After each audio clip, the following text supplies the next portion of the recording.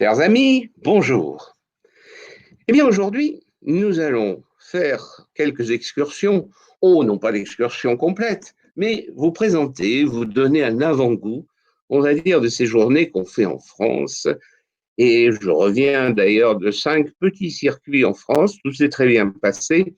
Parce qu'évidemment, la question que vous vous posez tous, est-ce que c'est pas un peu compliqué avec ce terrible Covid qui est partout et qu'on ne voit pas en plus? Eh bien, regardez, votre conférencier se masque. Bon, mais on m'entend bien, je vous rassure. Et puis, eh bien, l'avantage aussi, c'est qu'on part en gare tranquillement. Donc, on part le matin. Alors, on a varié les points de rendez-vous, vous voyez, parce que c'est plus simple, ça évite de traverser Paris. Donc, en fonction de la direction, vous voyez, si on va vers l'ouest, ça sera Porte-Maillot, Porte d'Orléans si on va vers le sud, de façon à gagner du temps. Et donc, euh, le trajet en car est agréable aussi parce que ça me laisse l'occasion, moi, le bavard impénitent que je suis, mais de vous parler du contexte, de l'architecture gothique, des évêques, des chapitres cathédraux, de l'histoire des villes. Donc, c'est aussi le moyen bien d'avoir une petite conférence de présentation et puis après, en revenant, bien d'autres sujets. Donc, vous voyez, finalement, moi, j'aime bien le car. Et puis, ce sont des grands cars. Et nos groupes, c'est maximum 20. Donc, 3 places par personne. Vous voyez, c'est des 60 places. Ça va. Comptez que les couples peuvent quand même se mettre côte à côte, je vous rassure. Donc, on peut tout à fait avoir toutes les distanciations sociales, on est masqué, on fait bien attention et en plus, eh bien, on prend sur place le petit micro. Et le petit micro, eh bien, derrière le masque, ma surprise, ça a été que ça marche bien. J'ai essayé les visières, bon, c'était pas pratique et finalement, le masque, le micro et tout va bien. Donc, vous voyez, on peut très bien les faire, ces journées, sans s'inquiéter, en respectant véritablement, complètement, les distanciations sociales, toutes les conditions, et en plus, ça ne dure pas trop longtemps, il n'y a pas de train à prendre. Voilà l'avantage. Et c'est aussi, bien sûr, l'occasion de redécouvrir des destinations qui ne sont pas lointaines, bien sûr. Alors, vous me direz, il y en a que pour les Parisiens, c'est vrai, mais on fera peut-être d'autres journées d'ailleurs, partant du Sud, mais bon, une journée, c'est vrai que c'est difficile de se dire on vient à Paris, sauf si on a de la famille ou peut-être l'occasion d'aller voir une expo, un musée. Il n'y a personne actuellement. Donc, en tout cas, c'est le moment idéal pour voyager, ça c'est sûr, et pour redécouvrir tous ces sites finalement qu'on connaît, qu'on a vus, ou peut-être même qu'on n'a jamais vus, mais si on les a vus, c'était il y a longtemps. Et bien, ils changent aussi, puisque vous avez, par exemple, des restaurations actuellement. Alors, voyons un petit peu, on va donc parcourir ces quelques journées, ces quelques destinations qu'on fera ensemble. Il y en a d'autres d'ailleurs. Bon, moi, je vous présente ce que je connais, celles que je fais, mais il faudra en citer d'autres. D'ailleurs, vous aurez un petit récapitulatif. Bon, je ne vais pas tirer la couverture sur le médiéval et sur mes circuits, naturellement. Mais voilà, c'est l'occasion de vous en parler. Alors, le mardi 6 octobre, on va à Provins. Provins, c'est une ville qui est tout entière classée patrimoine mondial de l'humanité. Et vraiment, c'est une ville incroyablement bien conservée et qui a connu une expansion extraordinaire au moment des foires de Champagne. Au XIIe, XIIIe siècle, Thibaut de Champagne, qui d'ailleurs avait ramené la rose des croisades, donc c'est le symbole de Provins, vous savez, la rose, eh bien, Henri le Libéral, au milieu du XIIe siècle, ces comtes de Champagne, ont organisé des foires. On connaît ces fameuses 4 foires, vous savez, Troyes, Lagny, Marche-Probe et Provins. Et Provins était une des plus grandes villes à ce moment-là du royaume de France, hein, véritablement. Et vous voyez, cette silhouette de la tour, dite tour César, vous vous en doutez, ce n'est pas une tour qui remonte à César, qui domine véritablement la ville. Rien que l'enceinte est extraordinaire. D'ailleurs, on fait des spectacles sous cette enceinte. Il y a de la fauconnerie, on présente des engins médiévaux, trébuchets, etc. 1200 mètres, 22 tours. Bon, elle est essentiellement du XIIIe, mais jusqu'au règne de Philippe le Bel. Et la forme des tours est très diversifiée. Certains ont même des formes assez originales. Voici les portes, vous voyez, très bien conservées. La porte de droite, la porte Saint-Jean, vous avez un bossage, c'est-à-dire le traitement des surfaces des pierres, qui est un bossage brut. Ça servait à la fois de décor, mais aussi à amortir quand un boulet de pierre arrivait, lancé par un trébuchet, ou par des mangonneaux, eh bien, la pierre laissée brute absorbait en quelque sorte mieux le choc. Vous voyez la porte de Jouy avec d'ailleurs des tours en bec qui ont cette forme avancée, donc du point de vue de l'architecture, très, très intéressant. Et vous voyez d'ailleurs que la silhouette du donjon domine la ville, mais aussi la très belle collégiale Saint-Kyrias. Vous voyez, c'est elle qui s'élève. Malheureusement, la tour de croisée a été refaite, la tour d'entrée plutôt a été refaite, mais sinon, la silhouette élégante de ce premier art gothique. Alors, voyons d'abord la tour César. Elle avait fasciné Viollet-le-Duc. Regardez à droite, vous avez la coupe du dictionnaire raisonné de l'architecture. C'est un donjon. C'est un donjon qui a d'ailleurs succédé sans doute à l'implantation antérieure, et ce donjon est du milieu 12e siècle, vers 1150, de l'époque justement du comte de Champagne Henri le Libéral. Et c'est une grosse tour carrée flanquée de toiles d'angle avec ce corps central. Les toitures ont été refaites, mais rien que cet ensemble est assez impressionnant et la coupe de Viollet-le-Duc nous montre bien les niveaux superposés. La collégiale Saint-Kyrias, eh bien, c'est un édifice du premier art gothique, bon, qui a été remanié, comme on le voit, plusieurs fois d'ailleurs, mais c'est vrai que l'élégance et les recherches de l'intérieur sont très intéressantes. Regardez, c'est le seul cas où l'on a une voûte. Vous voyez la voûte? Eh bien, il n'y a pas deux branches d'ogive qui se croisent. Non, il y en a plus. Il n'y en a pas trois, il y en a quatre. C'est-à-dire qu'il y a quatre branches qui se croisent. Donc, c'est une voûte à 8 quartiers, c'est-à-dire octopartites. C'est le seul cas véritablement, en tout cas, de cette forme-là. Il y a des voûtes angevines différentes, mais là, sous cette forme, vous voyez, eh bien, c'était l'endroit où étaient les chanoines et ils ont voulu marquer en quelque sorte cet espace. Vous voyez, là, le triforium, le passage dans l'épaisseur des murs au deuxième niveau, et vous avez ces fenêtres simples qui ne sont pas subdivisées par les remplages, comme on le trouvera après.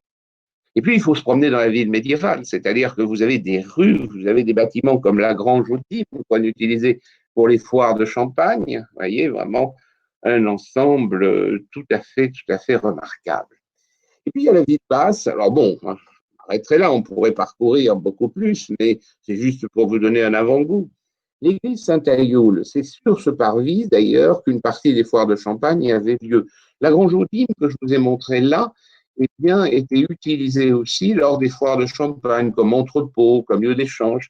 Et ici à Saint-Ayoul, eh bien, sur le parvis, on avait aussi des foires. Ces foires, mais c'était extraordinaire. Et c'était presque en continu, elles se déplaçaient, donc il y avait ces quatre villes, et les marchands flamands, italiens, anglais se retrouvaient là.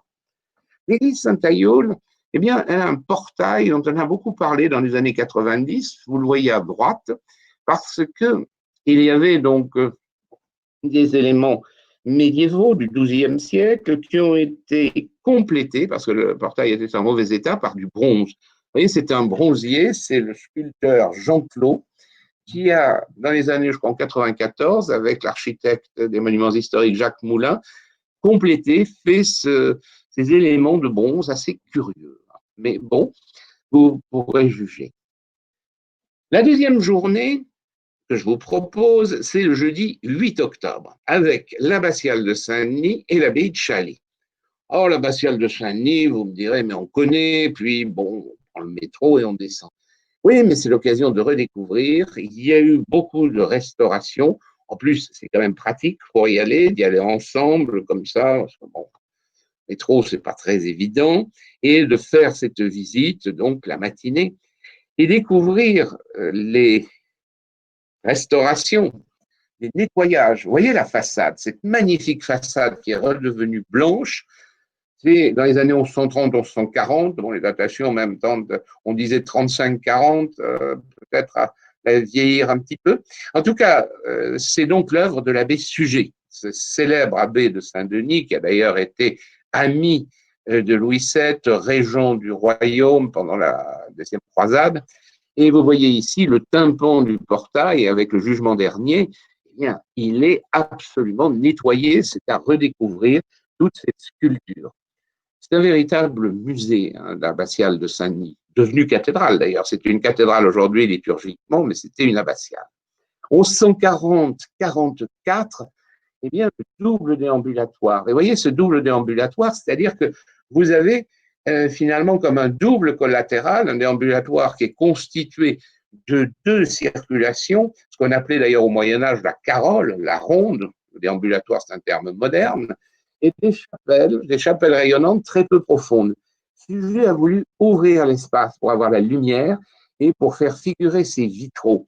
Sa pensée néoplatonicienne, c'est-à-dire qui tentait à montrer que tout élément matériel est le reflet d'un élément spirituel. Ça nécessiterait d'ailleurs un développement, je le ferai avec vous plus tard. Et donc, c'était très important parce que finalement, la lumière des vitraux, c'est la lumière divine. C'est un des premiers à développer cette pensée-là que l'on va trouver au XIIIe siècle avec cette grande verrière de la Sainte-Chapelle ou de Chartres qu'on verra tout à l'heure. Et vous voyez ces magnifiques vitraux, justement, un programme de vitraux tout à fait complexe d'ailleurs, avec des thèmes parfois ici, bon, c'est l'enfance du Christ, c'est plus simple, mais des éléments anagogiques qui font donc des allusions complexes qu'il faudra développer. Et puis il y a la reconstruction de la nef du XIIIe siècle sous l'abbé Eudes Clément et ses successeurs, d'ailleurs, ça va prendre un certain temps. On peut dire que c'est un monument fondateur dans les années 1230, parce que c'est sans doute le premier, avec la nef de la cathédrale de Troyes, la première réalisation du gothique rayonnant. C'est-à-dire que vous voyez, la paroi est complètement ajourée. Le vitrail va occuper tout l'espace. C'est désormais une architecture de lumière, un effet cage vitrée véritablement. Et ça, c'est vraiment une idée extraordinaire qui se développe là et que permet l'emploi du fer et les grands progrès de l'architecture. Désormais, les éléments vont être aériens, vont en quelque sorte s'élever toujours plus haut, mais dématérialisés. Même le triforium, le passage dans l'épaisseur du mur, a une vitrerie à l'arrière, triforium vitré, la lumière baigne tout l'ensemble. Et puis, c'est aussi les gisants royaux qui n'étaient pas du tout là. Les aménagements de Saint-Louis, on les a, vous savez que la Révolution a été évidemment, sans doute, pour une nécropole royale, a été terrible, les sépultures profanées. Et ensuite, à partir de la Restauration, Louis XVIII et Charles X, on a essayé de réaménager l'ensemble.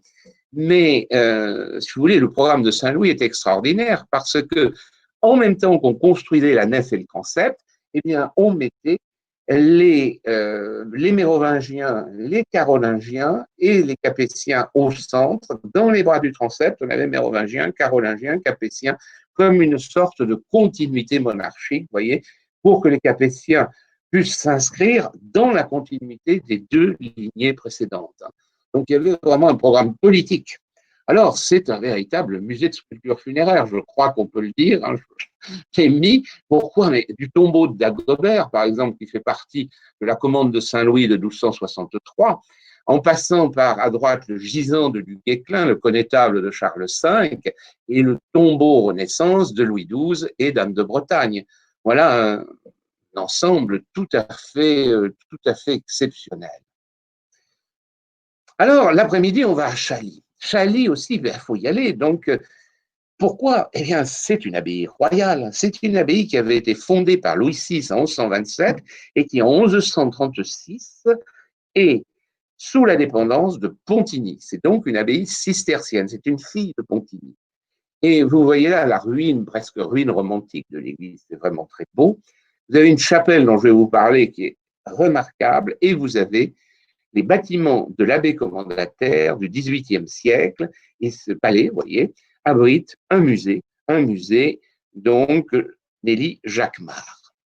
Voici les ruines de l'immense église abbatiale. Elle est refaite au début du XIIe siècle. On a bien relevé d'ailleurs les éléments en rapport avec Pontigny, parce que si vous voulez, Pontigny, c'était l'abbaye mère, et à la fin du XIIe siècle, elle avait refait complètement le chevet, repris les constructions en style gothique, premier art gothique. Et donc, la fille de Pontigny va adopter ce gothique, c'est donc du gothique cistercien. Il y en a, hein, Pontigny c'en est un magnifique exemple. Hein. D'ailleurs, on y va dans le petit circuit Bourgogne aussi. J'ai un petit Bourgogne de 5 jours là, vers le 10 octobre. Hein. On y va et ainsi que bien d'autres, Fontenay, on fait des abbayes cisterciennes entre autres. Et vous voyez, il y a un style cistercien gothique, évidemment, le grand chef-d'œuvre, c'est Pontigny. Mais là, ces ruines très, comment dirais-je, suggestives, parlantes. Et ces ruines, elles nous donnent aussi, on va dire, toute la parenté avec Pontigny. Le cloître, on le voit, l'arrachement du cloître en bas à droite. Et vous voyez cette belle chapelle qui est au fond du XIIIe siècle, le milieu du XIIIe siècle, c'est la chapelle des abbés. Elle a échappé aux destructions, il y a quelques restaurations, mais surtout, elle renferme un véritable trésor. Voici ici les commandes de l'abbé commandataire Hippolyte d'Este, qui avait demandé à des Italiens le primatis et son atelier. Alors la part de chacun est discutée. Et voyez les voûtes de cette chapelle des abbés, chapelle Sainte-Marie. Il y a aussi des peintures sur les murs, je ne peux pas illustrer tout, mais regardez la qualité, donc ici, sur ce fond céleste, la qualité des différentes figures des évangélistes, des apôtres. Le palais abbatial, quant à lui, abrite un musée. Il se trouve, vous voyez, cette belle architecture du XVIIIe siècle, qui était d'ailleurs restée inachevée, et le musée, c'est le legs de Madame Nelly Jacquemart en 1912 à l'Institut de France. Donc c'est l'Institut qui en est propriétaire, d'ailleurs, comme Chantilly et comme l'hôtel aussi du boulevard Haussmann, c'est-à-dire le musée Jacquemart-André qui faisait partie du même legs en 1912. Alors, je vous ai mis quelques vues, les éléments de mobilier, les sculptures, et deux des chefs-d'œuvre, deux peintures de Giotto, Saint-Jean et Saint-Laurent, que vous voyez là. Alors, le vendredi 16, nous irons à Soissons. Soissons, mais c'était une des villes les plus importantes, en particulier déjà à l'époque romaine et surtout à partir de l'Antiquité tardive. Hein, les Soissonnaises, le peuple gaulois qui était là. Et dans l'Antiquité tardive, eh bien, c'est là d'ailleurs que s'était réfugié un général romain qui, après la chute de l'Empire en 476, c'est-à-dire que le dernier empereur Romulus Augustule avait été déposé, eh bien, ce général romain, d'abord Aegidus, puis son fils Syagrius, avait fait de Soissons leur capitale. Et Clovis, qui avait pris le pouvoir en 481, va battre Syagrius quelques années plus tard. Et Soissons devient une capitale mérovingienne. Mais vous vous souvenez du vase de Soissons, naturellement. Et voilà, c'est la victoire de Clovis sur Syagrius. Et Soissons, du coup, est une résidence importante, une résidence mérovingienne, mais même la capitale lors des partages. Vous savez, il y a plusieurs capitales quand on partage le royaume. Il y a évidemment Paris, les fils de Clovis, par exemple Paris, mais il y a aussi Orléans, puis vous aurez d'autres capitales, Reims, puis Metz, Rouen, vous voyez. Donc, c'est dans les partages, Soissons joue un rôle important, et à l'époque carolingienne aussi. Et donc, c'est une ville qui, finalement, a perdu aujourd'hui par rapport à l'importance historique qu'elle avait. Et c'est ce qui explique aussi cette cathédrale ambitieuse, Saint-Gervais-Saint-Protais. Et c'est une très belle cathédrale. Vous voyez d'emblée qu'il y a sur le bras du transept une forme originale. C'est une forme de bras arrondi. On les connaît, ces formes. Il y en a en Terre Sainte, c'est surtout la basilique de la Nativité à Bethléem. Au XIe siècle, on a le magnifique exemple de Sainte-Marie du Capitole à Cologne, avec ses bras arrondis, qu'on voit d'ailleurs à Cologne quand on y va dans le circuit poussière d'Empire, et en juin. Et regardez l'intérieur de ce bras arrondi. Là, il est traité vraiment d'une façon avec un développement encore bien supérieur à Sainte-Marie du Capitole ou d'autres exemples. On en trouve en Italie, d'ailleurs aussi la cathédrale de Parme, la cathédrale de Piacenza. Mais là, c'est sans doute Noyon qui a servi de modèle. Ce bras sud était sur un édifice antérieur et daté de la fin du XIIe siècle. C'est donc du premier art gothique. Hein. Et vous voyez les deux vues à gauche, eh bien, c'est Soissons. Et regardez, vous avez un niveau inférieur avec un déambulatoire, un niveau au-dessus de tribune, une circulation avec un triforium et des fenêtres hautes. Et vous pouvez voir que le modèle qui a inspiré quelques années plus tôt vers 1150, c'est Noyon. Vous voyez, Noyon à droite, mais ce n'est pas exactement disposé pareil. Le triforium est au 2e niveau à Noyon, là il est passé au 3e, et il y a une lumière dans ce bras, c'est un chef-d'œuvre. Et quant à la nef, elle est 13e siècle, la nef et le chevet, très novateur aussi, au début du 13e siècle. C'est vraiment un édifice qui a été construit en même temps, à ce moment-là, que la cathédrale de Chartres. C'est donc un très bon exemple de gothique classique. Vous voyez qu'il n'y a plus que 3 niveaux, grandes arcades, un triforium dans l'épaisseur du mur et des fenêtres hautes. Il y a des différences sur le modèle chartrain, mais on verra ça sur place. Et regardez ici, à la fin du XIIIe siècle, le rayonnant, toujours cette dématérialisation des parois. J'ai choisi donc la rose du bras nord du transept. Et puis alors Saint-Jean-des-Vignes, voilà aussi une ruine romantique. Ben oui, il n'y a plus que la façade. C'est extraordinaire, puisqu'il y a encore les 2 flèches, et regardez derrière, eh bien, ça ouvre sur le ciel, sur la Jérusalem céleste peut-être. Hein.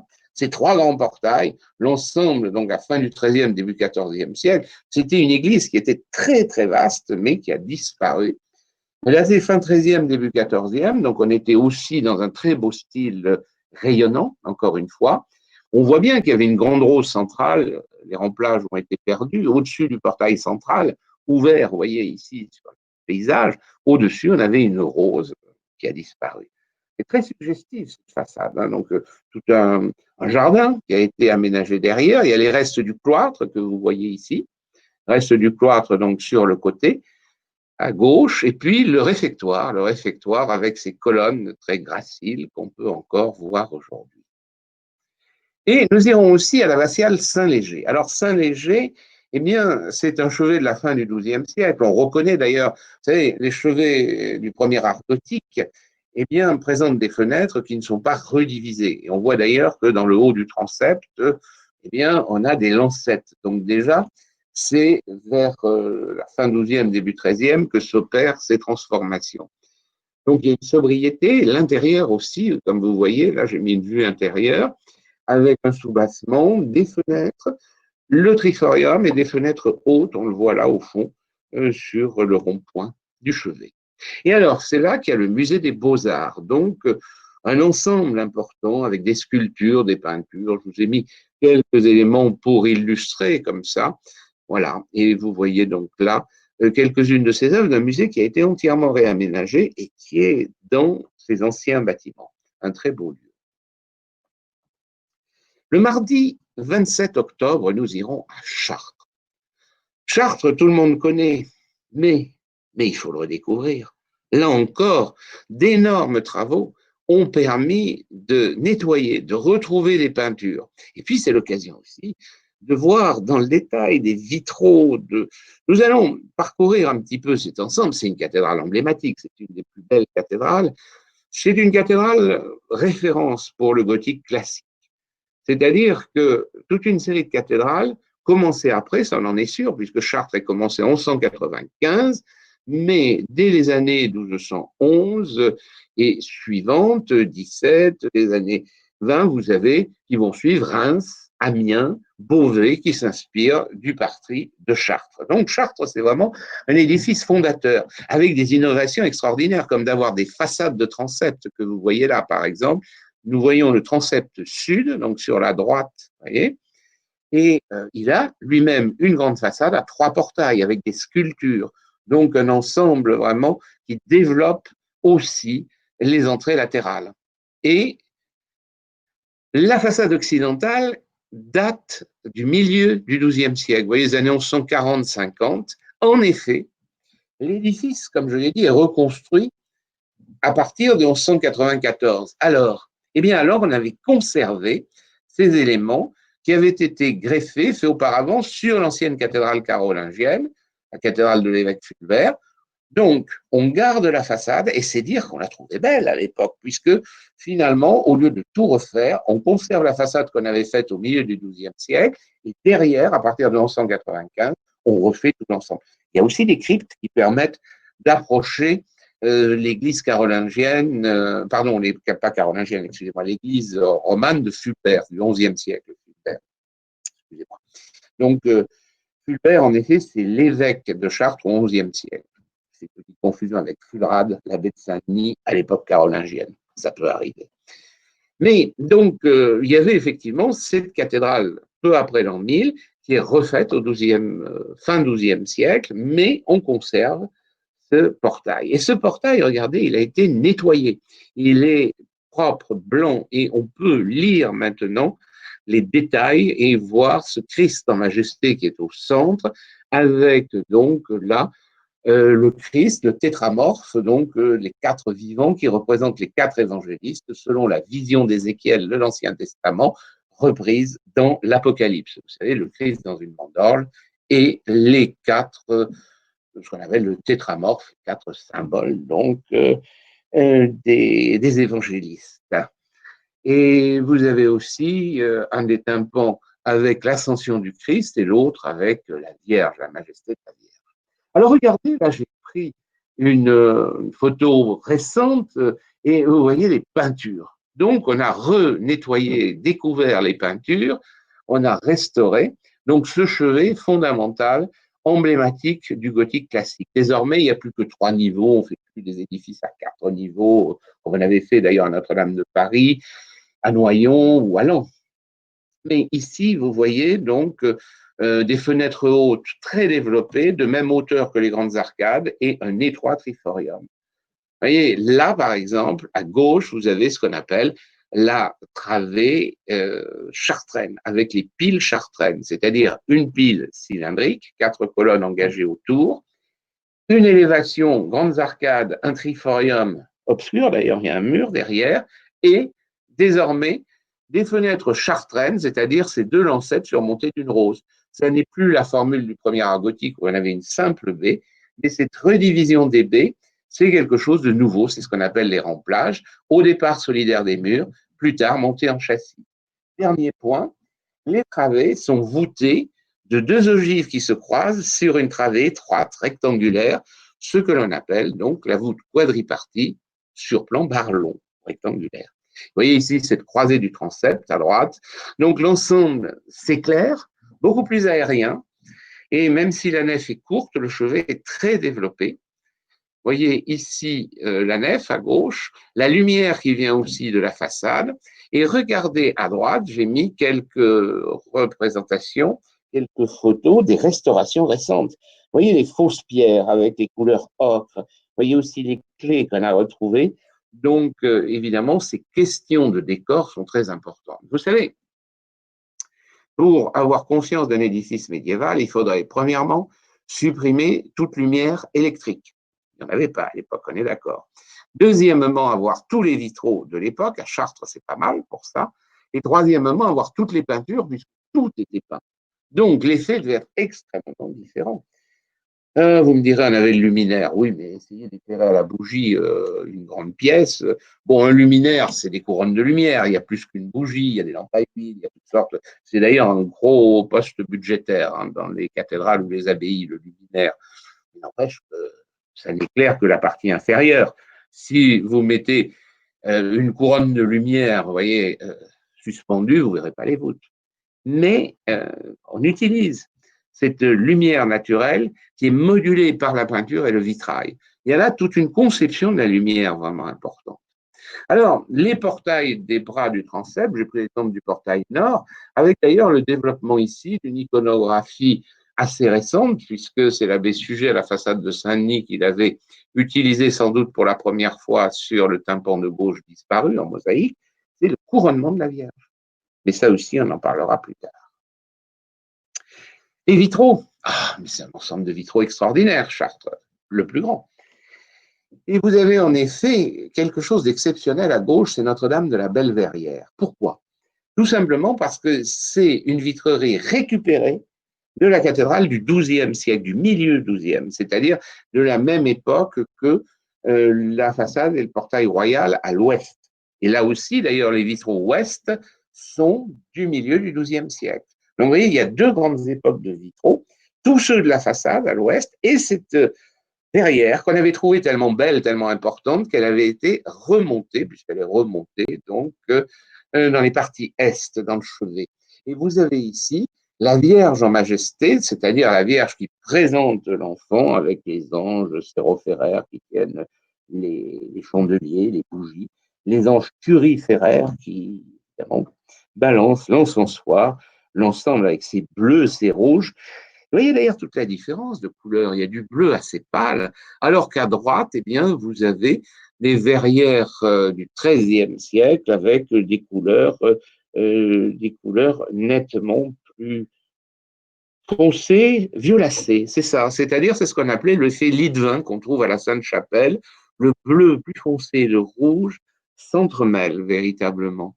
Et donc, pour produire en quelque sorte là des effets différents. Vous voyez ici de près, parce que de loin on ne voit pas très bien, j'ai pris deux exemples. Là, vous avez à gauche une verrière qui a été offerte par la Corporation des charpentiers. On voit les charpentiers en train de monter une toiture sur la gauche. Après, vous avez les tailleurs de pierre, bien d'autres métiers. Et à droite, eh bien, Saint-Placide, qui est d'ailleurs un des nombreux doublons de Saint-Eustache, vous voyez, avec la croix qui apparaît entre les bois du cerf.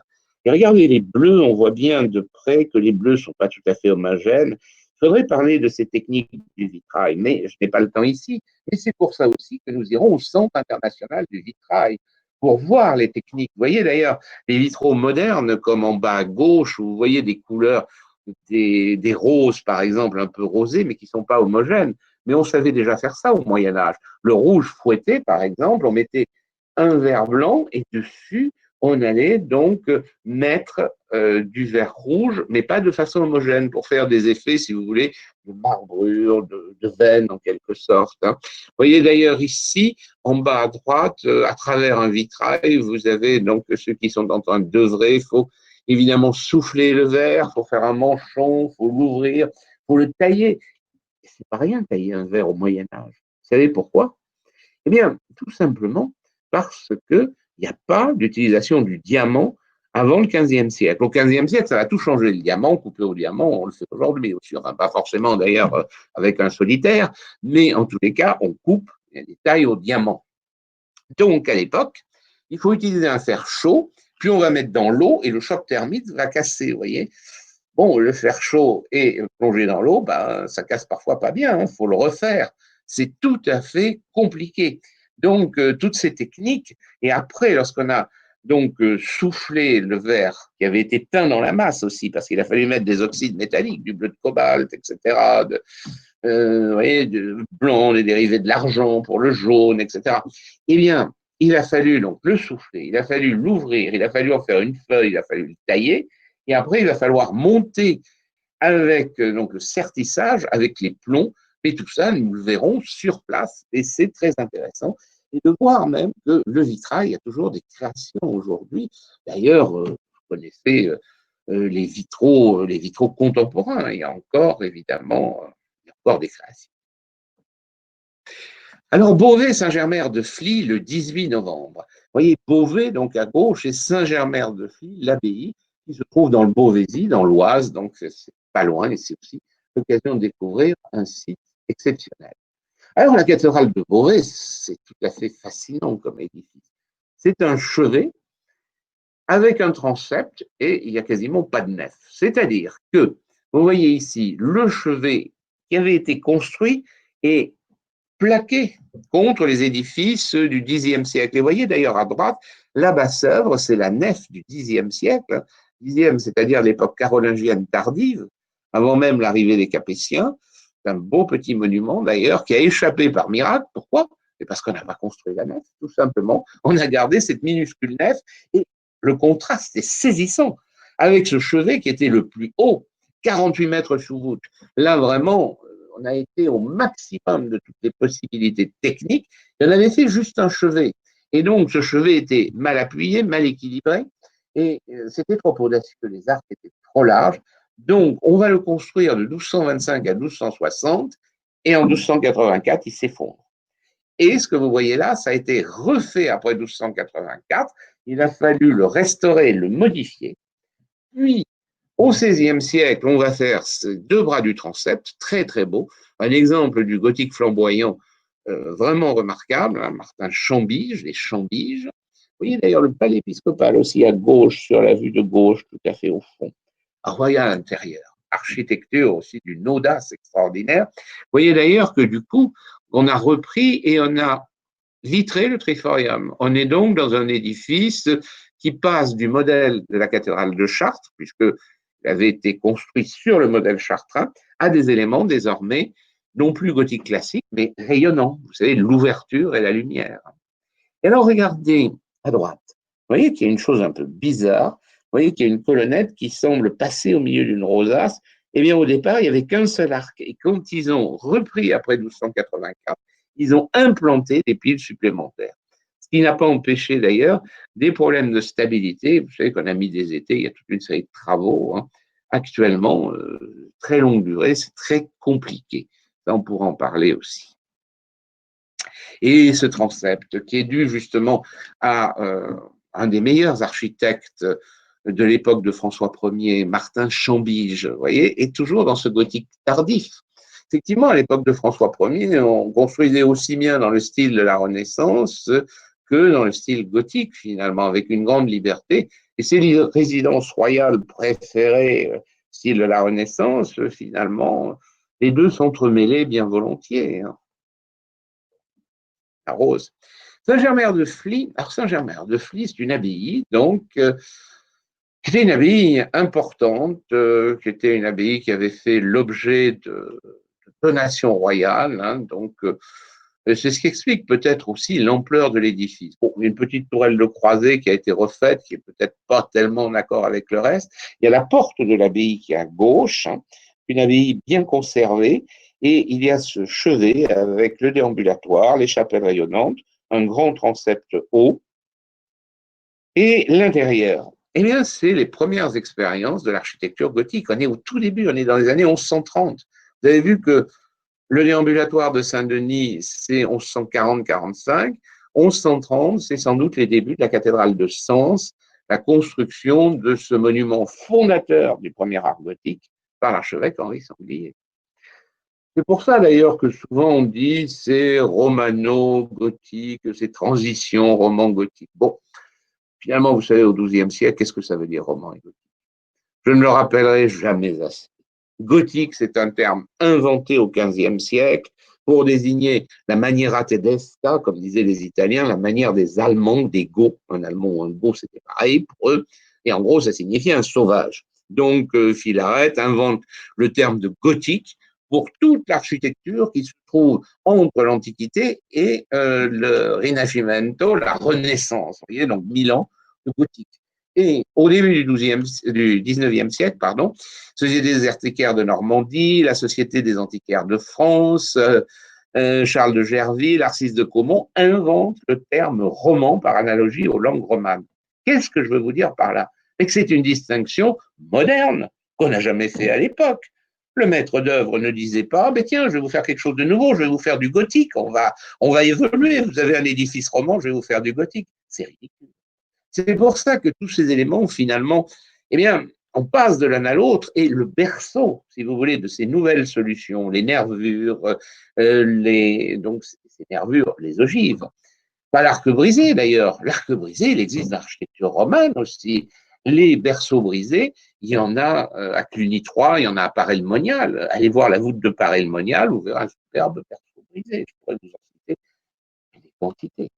Donc non, c'est tout un ensemble, on va dire, qui trouve ses origines en Beauvaisis, qui trouve aussi ses origines en Normandie. Il y a des édifices de Normandie qui précèdent même et qui se développent en Île-de-France. Vous voulez que je lui donne un nom à ce premier art gothique? Eh bien, je ne vais pas me casser la tête. Je reprendrai la terminologie d'un chroniqueur allemand du début du XIIIe siècle. Il l'appelle opus francigenum, c'est-à-dire l'œuvre de France, de l'île de France, du domaine royal. C'est ça. C'est un style qui s'est élaboré là. Et roman gothique, ça veut absolument rien dire. Vous voyez effectivement que dans cet art du Beauvaisis, regardez à droite, on voit des arcs en bâton brisé, vous voyez, avec des sortes de chevrons. Ça, effectivement, ça se trouve dans l'architecture romane. Mais pourquoi? Mais parce que le maître d'œuvre innove, prend des éléments plus anciens, etc. Et regardez l'élégance ici du déambulatoire, avec d'ailleurs sur la droite, on a des arcs qui présentent toujours ces chevrons. Et ce déambulatoire, eh bien, il a fallu le voûter avec ces nouvelles ogives. Et c'est compliqué parce que le déambulatoire, c'est une partie tournante. L'ogive, ça se répartit très bien sur un carré ou sur un rectangle et sur un trapèze. Et vous voyez que l'ensemble est tout à fait réussi. C'est complexe, hein. C'est une réussite, hein. Le maître d'œuvre de Saint-Germain-de-Fly était vraiment excellent. Et puis, vous avez cette Sainte-Chapelle. Alors, elle est peut-être moins novatrice, mais elle est superbe aussi. Elle montre bien l'importance de l'abbaye. C'est les abbés qui l'ont fait faire donc dans les années 1260, donc peu de temps après la Sainte-Chapelle de Paris. Et là aussi, vous avez toutes les parentés avec la Sainte-Chapelle de Paris, hein. Regardez ici, vous avez donc l'intérieur avec une architecture qui est une cage de lumière. Même la rose, au fond, qui n'est pas sans évoquer la rose de Paris, mais il y a une différence, celle-ci est du XIIIe, celle de Paris avait été refaite sous Charles VIII à la fin du XVe siècle. Et enfin, on va terminer avec la ville du Sacre, Reims. Reims, le mercredi 25 novembre. Ah, le plaisir d'aller à Reims toujours. Le voyage à Reims, pour reprendre le titre de l'opéra de Rossini. Et en effet, donc, la ville du Sacre. Je vous précise d'ailleurs qu'on y va aussi avec un circuit que je fais qui permet d'aller à Sens, dont je parlais, d'aller à Laon, auquel j'ai fait référence, et d'autres petits circuits que je fais à la fin octobre, donc les derniers jours d'octobre, il y a 3 jours, pour aller voir les cathédrales gothiques. Ça s'appelle donc cathédrale, je crois cathédrale gothique tout simplement, hein.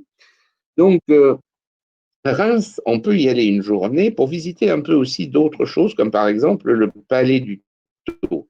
Ici, vous voyez la cathédrale, ce chevet de la cathédrale, un chevet qui d'ailleurs comporte, si vous regardez entre les fenêtres, il y a des anges déjà. Ce chevet avait été dessiné au XIIIe siècle par Villard de Honnecourt, qui a laissé un recueil donc manuscrit, parchemin, avec des croquis, des relevés, des dessins extrêmement intéressants. Et donc ce chevet articulé. Et vous avez cette façade. La cathédrale avait été refaite après un incendie, donc à partir de 1211 jusque vers les années 1275, hein. Mais déjà, euh, les, on va dire la majeure partie avait été faite en peu de temps. Après, ça a été un peu plus long pour la partie occidentale. Il a fallu faire des acquisitions parce que vous savez, là aussi, les évêques, il fallait qu'ils achètent, qu'ils échangent les terrains pour agrandir les cathédrales, hein. Tout se fait sur des bases légales. L'évêque ne se sert pas, même si ça appartient à l'hôtel-dieu, il doit faire des transactions, les chanoines, etc. Ah, vous voyez ici à gauche, donc, cette façade tripartite, hein, toujours référence à la Trinité, c'est ce qu'on appelle les façades harmoniques, 2 tours et un corps central. 3, la Trinité, c'est l'abbé Suger lui-même qui le dit à propos de la façade de Saint-Denis. Et vous voyez qu'il y avait des peintures et les éclairages bien, permettent des hypothèses sur les peintures. Vous en avez un exemple là sur la droite. Un monument absolument emblématique avec des innovations. Vous voyez par exemple que les tympans ne sont pas sculptés, mais remplacés, les tympans des portails, par des vitraux. Et les sculptures sont au-dessus du portail et sous la partie triangulaire qu'on appelle le gable. Voilà, ici on le voit bien, et puis vous avez ces célèbres sculptures, je vous ai mis pour rappel à droite, avant d'ailleurs nettoyage, là aussi il y a des travaux. Eh bien, vous voyez donc là l'Annonciation et la Visitation. L'Annonciation est célèbre, les sourires en particulier de l'ange, hein. Donc une sculpture remarquablement intéressante. Et l'intérieur que vous avez ici, ben oui, c'est finalement dans la lignée de Chartres. Vous avez 3 niveaux, les grandes arcades, un étroit triforium et des fenêtres hautes très grandes. Encore une fois, les fenêtres de type chartrain, 2 lancettes et une rose. Et vous voyez que les piles, sauf la pile de croisée, là qui est une pile avec un faisceau de colonnettes, mais les autres, eh bien, c'est une pile cylindrique qui est flanquée de colonnettes engagées. Et à droite, je vous ai mis une reproduction de manuscrits de Villard de Honnecourt où vous voyez l'élévation donc de la cathédrale de Reims, hein. Pour lui, c'était un monument très important. C'est là qu'avait lieu le sacre. Alors, il nous manque tous les éléments liturgiques, il nous manque le jubé. C'était à l'arrière du jubé qu'avait lieu le sacre. Et ça, c'est quelque chose qu'on peut évoquer parce que sur place, même s'il n'y en a plus les jubés, tous les éléments, les clôtures, eh bien, on a quand même suffisamment cette perception de l'espace pour imaginer là, au centre, le roi qui recevait la consécration comme un évêque, c'est-à-dire que le sacre, c'était avec l'huile sainte, auquel on ajoutait un petit peu comment dirais-je, des éléments qui étaient dans la Sainte-Ampoule. La Sainte-Ampoule, si vous voulez, c'était probablement des onguents de l'Antiquité tardive qui étaient là et qu'on utilisait, on le mélangeait à l'huile sainte, c'est-à-dire le crème, l'huile qui est bénie par l'évêque. Et donc, d'ailleurs, la Sainte-Ampoule, vous savez qu'elle était vide. Le dernier roi, c'était Louis XVI, et après, il n'y en avait plus. Mauvais présage, certainement. Et en tous les cas, l'onction se faisait exactement comme pour la consécration épiscopale. Donc, il y avait ce caractère religieux, et puis il y avait tout le caractère symbolique. Par exemple, le duc de Bourgogne remettait l'épée, il y avait la remise des éperons. Mais bon, on verra tout ça sur place. Et les vitraux. Il y a un ensemble de vitraux. Certains sont des vitraux anciens. Il y a eu des destructions aux cathédrales martyrs pendant la guerre de 14 à Reims. Mais on en a quand même sauvé. Vous voyez, ça permet aussi de voir les techniques donc, encore une fois, de vitrail. Et il y a des vitraux, d'ailleurs, de plusieurs époques. À cet égard, c'est tout à fait intéressant. Hein. Ces créations et justement Chagall qui a créé aussi la cathédrale de Metz. Enfin, vous savez, il y a beaucoup de créations, mais vous en avez d'autres. Hein. Il y a un vitrail qui a été offert par les vignerons. Donc, il y a des vitraux du XIIIe siècle et il y a d'autres vitraux. Et enfin, le Palais du Taux, c'est le musée aujourd'hui, où se trouvent d'ailleurs des éléments comme le talisman de Charlemagne. Là, vous voyez, il est au centre. Hein. Donc, évidemment, des reliques insignes, ou le calice du sacre qui est à droite. C'était l'ancien palais épiscopal. On voit là l'aménagement de la galerie avec les tapisseries. Donc, tout un ensemble, et c'est vraiment un musée aussi à découvrir. C'est un des musées où le cœur de l'histoire de France bat. Hein. Comme le disait d'ailleurs Marc Bloch, et c'est une phrase que j'aime beaucoup.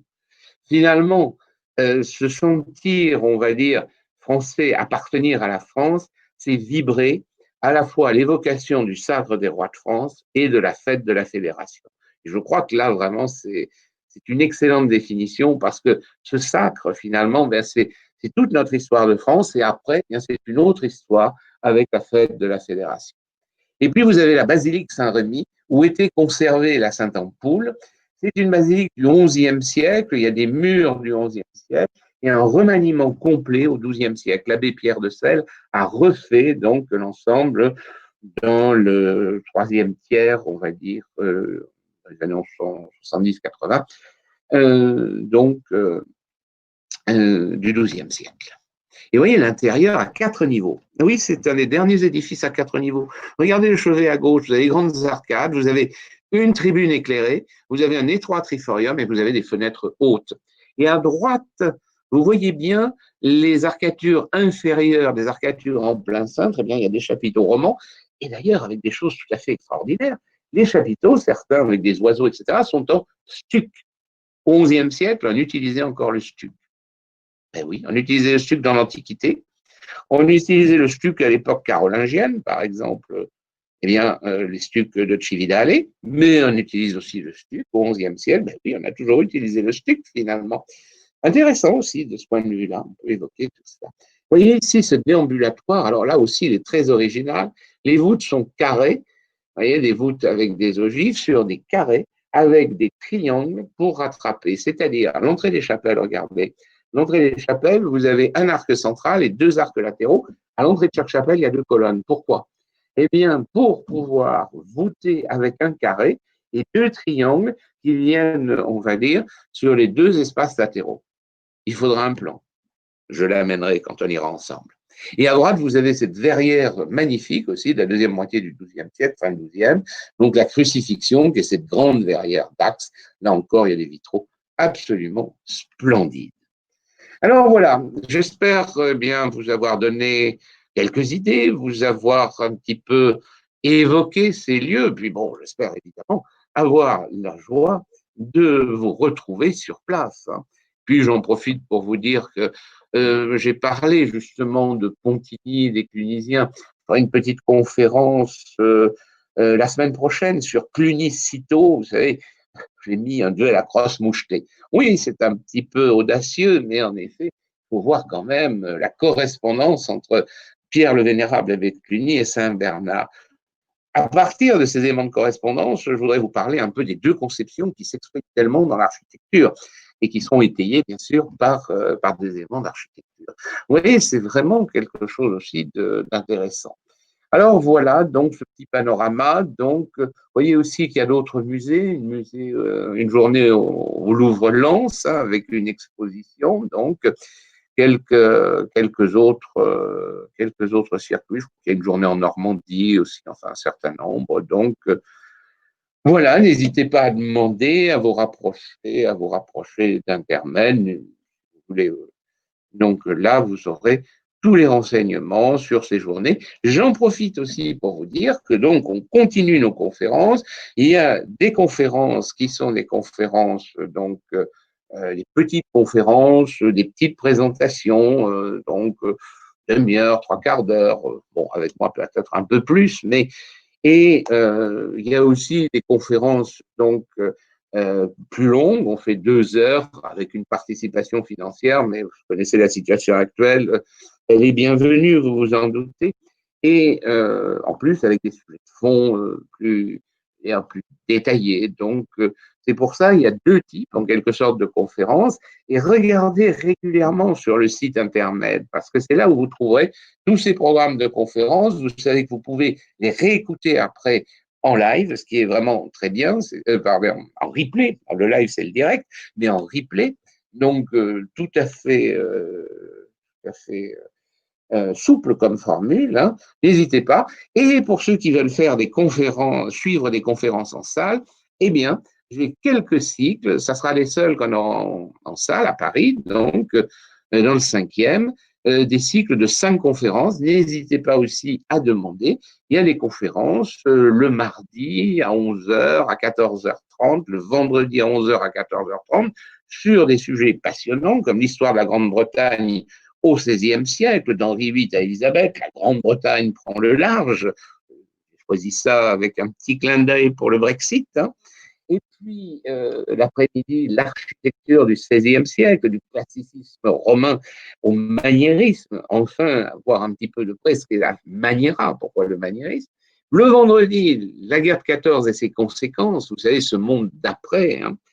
Et l'après-midi, eh bien, passionnant aussi, c'est Messieurs de Port-Royal. Vous savez, jansénisme, Port-Royal des Champs, et au-delà, c'est passion du siècle Louis XIV, du grand siècle français, toute une spiritualité. Là aussi, je pourrais vous parler d'ailleurs des cisterciens, l'abbé Drancé, par exemple, le réformateur des cisterciens, et le fondateur, donc, refondateur, on va dire, de la trappe, les trappistes, les cisterciens de la stricte observance. Eh bien, ou bien l'ordre de Saint-Maur, les moristes. Vous voyez, donc c'est une effervescence à ce moment-là. Donc, ça, c'est mi-novembre et décembre, c'est des petits cycles de 5 conférences. N'hésitez pas, tout le monde vous accueillera, que ce soit donc euh, au téléphone, bien entendu. Vous pouvez téléphoner, vous pouvez prendre rendez-vous. Et bien entendu, donc Corinne et toute son équipe, je ne peux pas les citer tous parce qu'il y a du monde, mais vous les connaissez. Vous connaissez Hugues, vous connaissez Mélanie, les autres qui sont là. Non, je ne vais pas les citer tous, en plus je vais en oublier, ça vexera. Donc, mais tous sont à votre disposition avec un grand sourire. Puis pour vous rassurer aussi, oui, on peut partir ensemble et je l'espère, on partira. Oui, c'est vrai, les Parisiens sont privilégiés. Mais bon, on verra ce que l'on peut faire, on va dire, peut-être aussi avec des départs de province, hein. Et puis justement, eh bien, au moins, avec ce merveilleux instrument qu'est la conférence en ligne, eh bien, on peut quand même communiquer. Et nous avons été ensemble durant cette heure qui fut pour moi un véritable plaisir, un véritable bonheur de retrouver tout mon auditoire que j'aime tant, mais j'espère quand même vous voir sur place. À bientôt.